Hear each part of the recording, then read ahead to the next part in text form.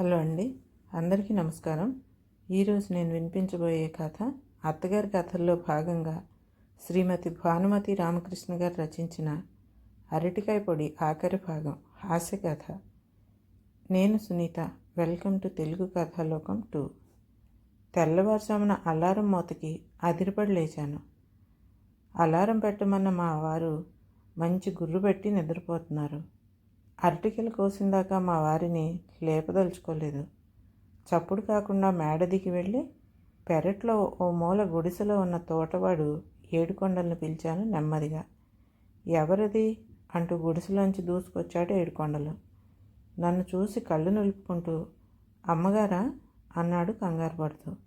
అరవకు, చూడు కత్తి తీసుకున్నా వెంటరా అంటూ ముందుకు నడిచాను డిటెక్టివ్ నవల్లోని విలన్లాగా. ఏడుకొండలు కత్తి తెచ్చాడు. అందంగా ఉన్న ఆ అరటిగెలను కోదించేయటానికి నా మనసు ఎంతో బాధపడింది. ఆనాడు పితృవాక్య పరిపాలన కోసం పరశురాముడు తల్లిని నరికివేసినట్లు భర్తవాక్య పరిపాలన కోసం నేను ఆ అరటిగెలను కోయించగా తప్పలేదు. కోయించిన గెలను కారులో పెట్టించి మళ్ళీ చప్పుడు కాకుండా మేడ మీదకి వెళ్ళాను. మా వారు బ్రహ్మాండంగా గురకలు పెడుతున్నారు. ఇంక నేనే ఒక అలారం కాక తప్పలేదు. ఉలిక్కిపడి లేచారు. లేవండి త్వరగా, ఆ అరటిగెలు కోసేశాను. ఎందుకు అన్నారు నిద్రమత్తుతో. ఎందుకేంటి, మీరేగా కోయించమన్నారు. త్వరగా లేచి తీసుకెళ్ళి పక్కింటి వాళ్ళకి ఇచ్చిరండి. కారులో పెట్టాను గెల. అబ్బా, నీవే తీసుకెళ్ళి ఇవ్వరాదు, నన్ను డిస్టర్బ్ చేయక నిద్రొస్తోందా అంటూ అటు తిరిగి పడుకున్నారు. చచ్చాన్రా భగవంతుడా, కథ అడ్డం తిరిగింది. చూడండి మిమ్మల్నే, మీ అమ్మ లేచే టైం అయింది. మీరు ఏమాత్రం బద్దకించినా మీ అమ్మ చేయబోయే అరటికాయ పొడి తినాల్సి ఉంటుంది. ఈ రోజు నుండి వరుసగా గెలలో కాయలు అయిపోయిందాకా. బాబోయ్, ఇదిగో లేచేశానంటూ మా వారు తేలికుట్టినట్టు తుళ్ళిపడి లేచారు. అప్పటికి కానీ మా వారి నిద్ర మొత్తం వదలలేదు. పెరటి వైపు తలుపు తీసిన చప్పుడయింది.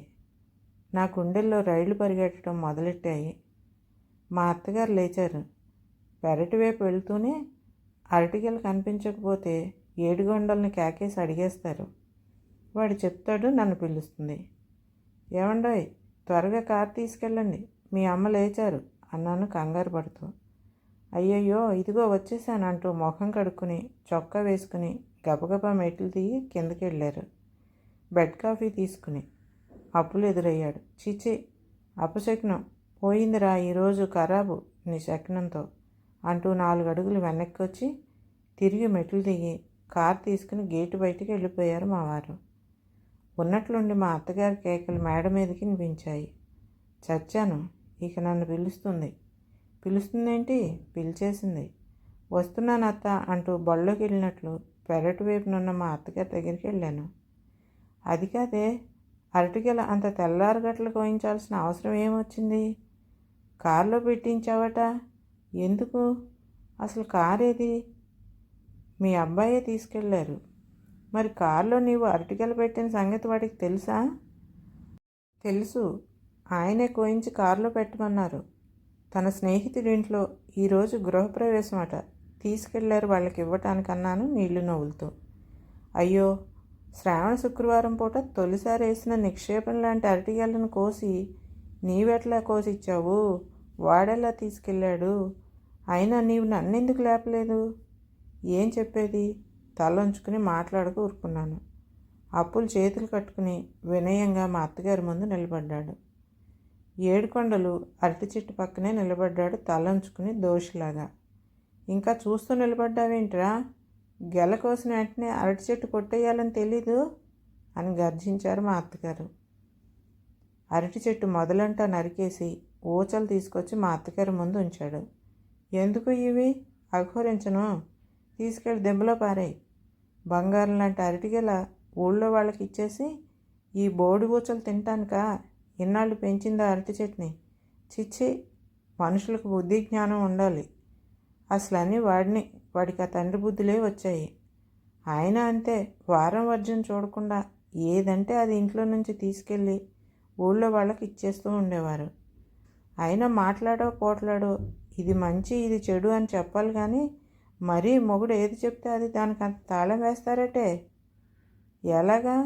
ఇదిగో ఇలాగే ఉంటుంది అంటూ నాకు 2 చొరకలు తగిలించారు మా అత్తగారు. తల వగ్గాను వాళ్ళ అబ్బాయి కోసం. ఆ పూట వంట ఆలస్యంగానే ఆరంభించారు మా అత్తగారు. కొడుకొస్తే 4 చివాట్లేసి అడగాలని చాలాసేపు ఎదురు చూసింది ఆమె. మా వారు రాను లేదు, కారు రాలేదు. 12 గంటలైనా మా వారు రాలేదు. బహుశా వాళ్ళ అమ్మకు భయపడి ఏ స్నేహితుడింటికో వెళ్ళి ఉంటారనుకున్నాను. గేటు బయటే కారు ఆపి చప్పుడు కాకుండా మేడ మీదకి వెళ్ళి ఒక నిద్రపోయి లేచి తాపీగా స్నానం ముగించుకుని బట్టలు మార్చుకుని కాఫీ కూడా అడగకుండా వాళ్ళ అమ్మ కంటపడకుండా ఉంటే చాలని అడుగులో అడుగేసుకుంటూ మెట్లు దిగి వస్తున్నారు మా వారు. నేను ఎదురయ్యాను. అలాగే రా, వెనక్కి వెళ్ళకు, మంచి శకునం చూడు, మా అమ్మ ఇప్పుడు ఎక్కడుంది, కేకలేసిందా అన్నారు రహస్యంగా. అదంతా ఎందుకు అడుగుతారులేండి, ఇంతవరకు మీకోసం కాచుకున్నది మీరు వస్తే 4 చివాట్లేసి అడగాలని. ఇప్పుడే వంట చేసుకోవటానికి వెళ్ళింది లోపలికి. బాబోయ్, అయితే నన్ను త్వరగా వెళ్ళని.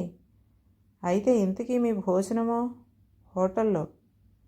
అయ్యో, ఏం గ్రహచారం అండి, అరటికాయలు లేవుగా ఇంట్లో, ఈ పూట ఇంట్లో భోంచేసేయండి అన్నాను బ్రతిమలాడుతూ. చెప్తే వినవు కదా, అసలే మా అమ్మ కోపంలో ఉంటుంది ఈరోజు. ఆమె వెయ్యబోయే ప్రశ్నలన్నింటికీ అబద్ధాలు చెప్తూ కూర్చోవాలి. నా వల్ల కాదు. మా అమ్మ అడిగితే ఉందిగా గృహప్రవేశం, అక్కడికి వెళ్ళానని చెప్పు. నాకు ఇదే పని, నేనే నా తీరిగ్గా మీకోసం అబద్ధాలు ఆడటానికి కూర్చున్నాను. మీ అమ్మ చేత చీవాట్లు సూటిపోటు మాటలు నేను తినలేను. అంతకన్నా అరటికాయ పొడైనా తినొచ్చు. ఈవేళ కాకపోతే రేపు మాత్రం మీరు ఆమె కంటపడరా అన్నాను. రేపటికి ఆమె కోపం చల్లారిపోతుందిలే అంటూ మెట్లు దిగి హాల్లోకి వెళ్ళారో లేదో సాక్షాత్ తిరుపతి వెంకటేశ్వర స్వామిలాగా పట్టునామాలతోనూ చేతిలో సంచితోనూ ప్రత్యక్షమైనారు మా బావగారు. ఏరా, అంతా కులాసయేనా అంటూ. మా వారు గతుక్కుమన్నారు. రా అన్నయ్య, ఇదేనా రావటం, ఇంటి దగ్గర వదిన పిల్లలు అందరూ కులాసాయేనా అంటూ వాళ్ళ అన్నయ్యని హాల్లోకి ఆహ్వానించారు. ఎవరో అనుకుని లోపలికి వెళ్ళబోయిన నేను మా బావగారి గొంతు గుర్తుపట్టి హాల్లోకి వచ్చాను. నన్ను చూస్తూనే, ఏమ్మా బాగున్నావా, మీ అక్కయ్య నిన్ను చాలా చాలా అడిగినట్లు చెప్పమన్నది. పిల్లలంతా నిన్ను చూడాలని కలవరిస్తున్నారన్నారు. అవును బావగారు, ఇంతవరకు వాళ్ళని మా ఇంటికి తీసుకురానే లేదు. పోనీ ఈసారైనా తీసుకురాకపోయారా అన్నయ్య అక్కయ్యను పిల్లలను అన్నాను. ఎక్కడమ్మా, నా ఉద్యోగంతోనే సరిపోతుంది. ఈసారి ఆఫీస్ పని మీదే వచ్చాను. 4 రోజులు లీవ్లో అలాగే మిమ్మల్ని చూసినట్లు ఉంటుందని అనుకున్నాను. అన్నట్లు కక్కి ఏది కనబడదే అన్నారు మా అత్తగారి కోసం వెతుకుతూ. ఆమె వంటింట్లో ఉన్నారు, పిలుస్తానంటూ మా బావగారి కాళ్లకు నీళ్లు తేవటానికి పెరటి వైపు వెళ్ళాను. అప్పుడే అరిటాకు కోసం కత్తి పట్టుకుని బయలుదేరారు మా అత్తగారు. బావగారు వచ్చారని చెప్పాను. ఎప్పుడు ఇంత పొద్దుకి ఏం బండి ఉంది? ప్రొద్దుటే వచ్చారులా ఉంది. బహుశా సాకమ్మ వాళ్ళ ఇంటికి వెళ్ళొచ్చుంటారు, అందుకే ఆలస్యమైందనుకుంటాను అన్నాను. అయితే భోంచేయలేదన్నమాట. అయ్యో, ఈ పూట ఆ అరటికాయలే ఉంటే లక్షణంగా పొడి చేసేదాన్ని. వాడికి కూడా అరటికాయ పొడి అంటే ఎంతో ఇష్టం అని మా తోటికోడలు చెప్తూ ఉండేది. ఈ పూట ఒట్టి పత్యం మెతుకులు పెట్టాల్సిందే వాడికి. అరటికాయల గొడవలో ఈ పూట అప్పులు కూరగాయలు తీసుకురాలేదు మార్కెట్ నుంచి. ఒట్టి సాంబార్ చేసి అప్పడాలు వేయించాడు. నేను ఒట్టి పచ్చడి మెతుకులే చేసుకున్నాను. ఇప్పటికి 12 దాటింది. ఇప్పుడు ఇక కూరగాయలను మార్కెట్ నుంచి తెప్పించి వంట చేసి ఎప్పుడు వాడికి అన్నం పెట్టడం? అన్నట్లు నీ భర్త గృహప్రవేశానికి వెళ్ళాడన్నావు కదా, ప్రొద్దుటే కారు తీసుకెళ్ళిన వాడు ఇంకా రాలేదే, అక్కడే భోంచేసి వస్తాడా ఏకంగా అన్నారు మా అత్తగారు. అబ్బే లేదు, ఇప్పుడే ఆయన వచ్చారు, వెనకాలే బావగారు వచ్చారన్నాను. అయ్యో, ఈ పూట ఇంట్లో కూరగాయలు లేకుండా పోవాలా? సరే, నీవు వెళ్ళి సింహుడికి కాళ్ళకి నీళ్ళు ఇచ్చిరా, నేనేదో తంటాలు పడతానంటూ పెరటి వైపు వెళ్ళారు మా అత్తగారు. బ్రతికామనుకుని మా బావగారి కాళ్ళకి నీళ్లు తీసుకెళ్ళాను. కక్కి భోంచేస్తోందా అన్నారు మా బావగారు. లేదండి, మీరు భోంచేశాక చేస్తారట అన్నాను. అలాగా, అయితే లేవరా పాపం, కక్కి మన కోసం కాచుకుని ఉన్నట్లుంది అన్నారు మా బావగారు లేవబోతూ. నా గుండె గతుక్కుమంది. మా అత్తగారు ఉత్తర్వు లేకనే వీళ్ళు భోజనానికి వెళ్ళడానికే లేదు. ఆవిడ ఏదో తంటాలు పడతానంది మరి. ఇంకాసేపు పడనిస్తే మంచిదనుకుని, లేదు బావగారు, ఆమె పిలుస్తానన్నారు అన్నాను.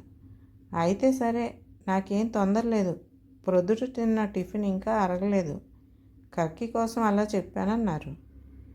అవును, అమ్మను ఫోన్ చేయమని చెప్పు, అప్పులున్నాడుగా వడ్డనుకో, ఇంకా ఆమె ఎందుకు అన్నారు మా వారు.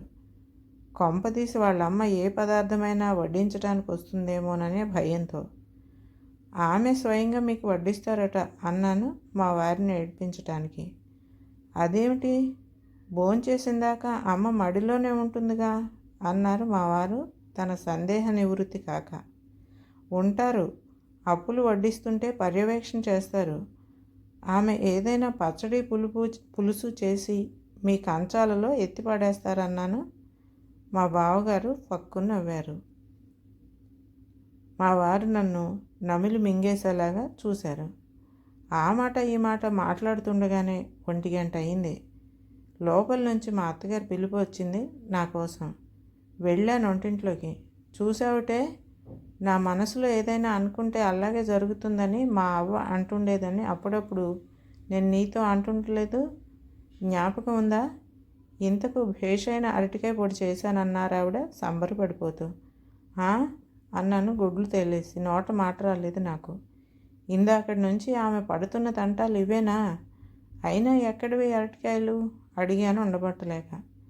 పక్కింటి భాస్కరం భార్యను మన పెట్టగోడ మీద నుంచి కేకేసి, చుట్టాలు వచ్చారు, ఇలాగ అసందర్భం అయిపోయింది, వేళ మించిపోయింది కాబట్టి ఏమైనా కూరగాయలు మిగిలిపోయినవి ఉంటే 4 ఇమ్మన్నాను. లోపల నుంచి 6 భేషైన అరటికాయలు తెచ్చిచ్చింది. చెప్తే నమ్మవేమో కానీ మన అరటికాయలు గెలల్లో కాయల్లాగే నవనవలాడుతూ చూడముచ్చటగా ఉన్నాయి. ఇవిగో ఇంకో 3 కాయలు ఎత్తిపెట్టానంటూ మిగతా అరటికాయలు చూపించారు మా అత్తగారు. ఏం చెప్పేది, భూమి గుండ్రముగానున్నట్లని తిరిగి మా ఇంటికే వచ్చాయి మా గెలలో కాయలు. మంచివేళ భాస్కరం భార్య అసలు విషయం చెప్పలేదు మా అత్తగారితో. బ్రతికించింది. బహుశా మా వారు వాళ్ళమ్మకు తెలియనియ్యవద్దని పాలిష్డ్గా చెప్పుంటారు. ఆయన దేని నుంచి తప్పించుకోవాలని తంటాలు పడ్డారో ఆ అరటికాయ పొడి విశ్వరూపం ధరించింది. నేను దిగులుగా నిలబడి ఉండటం చూసిన మా అత్తగారు హుషారుగా, ఏమిటే అలా దిగులు పడి నిలబడ్డావు, మన అరటిగెల పోతే పోయింది, పక్కింటి వాళ్ళు పుణ్యమా అంటూ మంచి అరటికాయలు దొరికాయి సమయానికి, నీ మొగుణ్ణి సింహుణ్ణి భోజనానికి రమ్మను, ఒరే అప్పులు వాళ్ళిద్దరికీ వడ్డించరా అన్నారు. అత్తగారు అరటికాయ పొడి 2వ భాగం సమాప్తం.